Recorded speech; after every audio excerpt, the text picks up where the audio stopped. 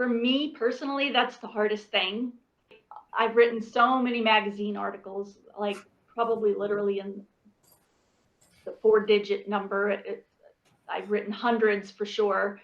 And I always seem to write the beginning last.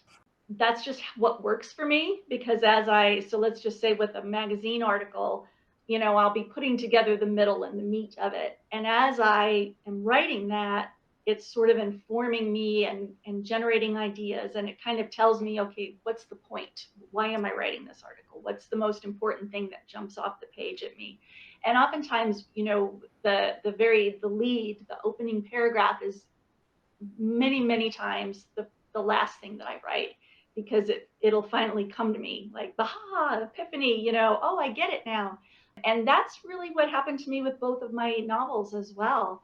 I had written quite a few scenes for my first book that I thought was going to be my first few chapters. And as I was kept writing, and I got some feedback and critique, which by the way is very important. That book, I ended up moving all of those chapters that I thought was going to be chapter 1, 2, and 3 to somewhere in the middle of the novel, and came up with a whole new entry and beginning. And actually, the same thing ended up happening with my second novel as well. My opening prologue was one of the last things that I wrote after I had already completed an entire draft of the novel and revised it a few times. Then suddenly this epiphany came to me and I'm like, oh, I need to open up with something different. So it's hard to know and it's hard to write, but when it's right, you'll know it. It just takes practice. It really just takes practice to find that angle.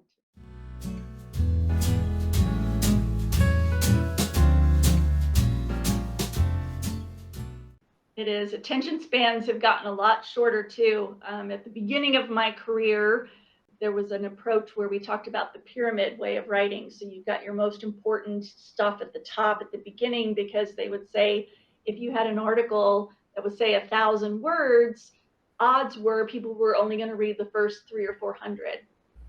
Now, with the internet, with blogs, with Twitter, with little sound bites and memes, if you've got a 300-word article, you're lucky if they get through the first 50 words. So you really have to, it's always been important to choose your words carefully and to make your writing grab people. But I think even more now than before. I think writers, from past centuries and decades have had a little bit more luxury and how many words they can throw at you, and how much descriptive, flowery stuff they could throw in that people would tolerate, that they don't tolerate today.